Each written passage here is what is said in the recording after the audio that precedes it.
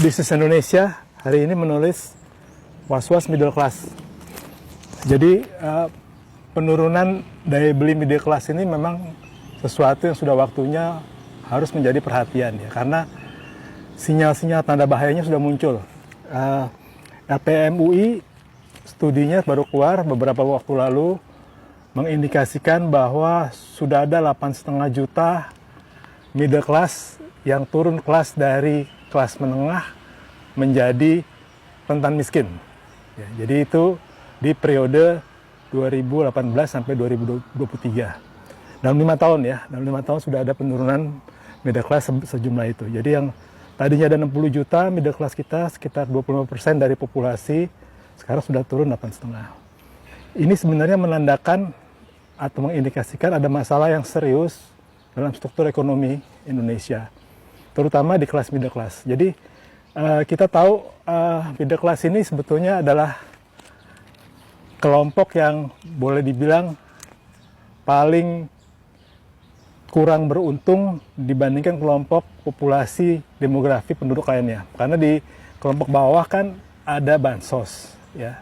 Sementara di middle class sampai ke atas tidak ada fasilitas bansos. Padahal kita jangan bayangkan middle class ini sebagai kelompok yang bisa bergerak sendiri daya hidup ekonominya ya. Ini mereka ini kan yang kelas bawahnya itu yang konsumsinya 2 juta per bulan. Jadi sebetulnya mereka masih sangat perlu dibantu oleh pemerintah. Tapi ternyata kan enggak. Nah, masalah apa yang muncul di middle class ini ada dua sebetulnya. Yang pertama adalah daya beli yang tergerus karena suku bunga tinggi. Ya, suku bunga tinggi kita sekarang BI rate 6,25 karena Fed rate masih tinggi. Suku bunga perbankan pembiayaan masih tinggi. KPR, KPM, kartu kredit, kemudian pay later, harga barang-barang juga tinggi tentunya, dan itu semua akan jadi beban untuk kelompok kelas menengah ini, sehingga mereka yang tidak lagi bisa menopang gaya hidupnya sudah turun ke level yang di bawahnya. Sementara yang problem keduanya adalah lapangan kerja juga menurun. Kita tahu banyak sekali PHK terjadi di industri foodless ya, industri tekstil, industri alas kaki, yang antara lain disebabkan karena pelemahan ekonomi, disebabkan juga faktor suku bunga tinggi. Nah, karena itu sekarang troubleshootnya apa? Hari ini yang diomongkan dikeluarkan kebijakan oleh pemerintah ini, PPN ditanggung pemerintah. Ini untuk pembelian rumah di atas 5 miliar. Ini kan sebetulnya kan kelas menengah yang udah bisa beli rumah 5 miliar sih mungkin udah nggak perlu dibantu lagi ya. Jadi ini sebetulnya nggak bisa langsung berefek. Kemudian kemarin ini juga ada beberapa pengamat bicara di 2025 dengan budget ataupun anggaran APBN apa yang bisa dilakukan untuk membantu kelas menengah. Usulan-usulannya masih sangat normatif ya, dan tidak implementatif sebetulnya.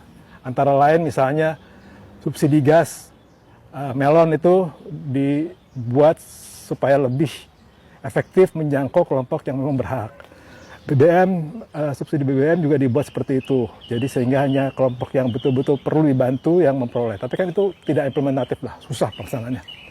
Jadi sebetulnya ada satu ide yang bisa dipakai untuk membantu kelompok kelas menengah ini, terutama di APBN 2025 ya.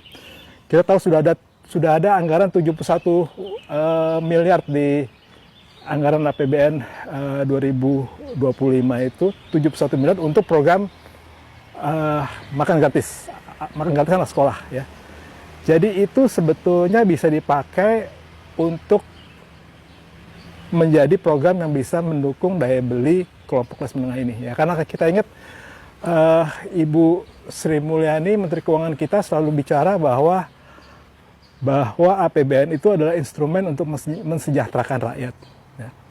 Jadi sekaranglah waktunya, walaupun nanti mungkin Ibu Sri Mulyani sudah tidak lagi mengawal APBN ya, sekaranglah waktunya menggunakan itu untuk menjangkau dan mendorong daya beli kelompok kelas menengah. Gimana caranya? Nomor satu, program itu diturunkan, jangan dijadikan program pusat, diturunkan sampai sekecil-kecilnya. Kalau perlu sampai ke level perumahan, kelurahan di sekitar sekolah. Ya, karena saya lihat sendiri sekolah-sekolah ini dalam perjalanan berlari saya ya, hampir semua sekolah itu ada di lingkungan pemukiman. Jadi kalau bisa itu program harus diturunkan sampai ke level yang paling bawah. Ada dua benefit yang kita bisa dapat. Yang pertama, ada kesempatan bagi masyarakat di sekitar sekolah untuk mendapatkan manfaat ekonomi dan nilai tambah ekonomi dari program itu. Yang kedua, karena dia sudah diturunkan ke level paling bawah, mudah-mudahan kebocorannya bisa lebih sedikit ya. Kita kan udah punya pengalaman tuh, bansos sembako itu karena programnya dibikin jadi program besar di atas, ratusan miliar, bocornya kemana-mana ya. Jadi itu adalah usulan yang bisa dipakai untuk mendukung daya beli kelas menengah di tahun ke depan dengan APBN sudah ada. Nah, ada concern mungkin bagaimana kapasitas penduduk ataupun masyarakat di sekitar sekolah untuk menyediakan makan gratis itu secepatnya.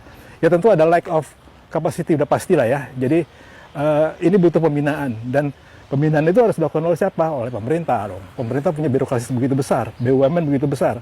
Lakukan pembinaan supaya nanti semua penduduk masyarakat di sekitar sekolah itu punya kapasitas dan punya kemampuan untuk menjadi vendor, biar mereka yang menyediakan makan gratis itu ke anak-anak di sekitar lingkungan tempat tinggalnya. Sehingga nantinya program itu benar-benar bisa berdampak menolong dan menambah daya beli kelompok menengah yang sekarang ini boleh dibilang situasinya sangat-sangat memprihatinkan. Jadi mungkin itu usulannya sebagai tambahan dari apa yang sudah diberikan oleh pemerintah di hari ini. Ada 5 menit.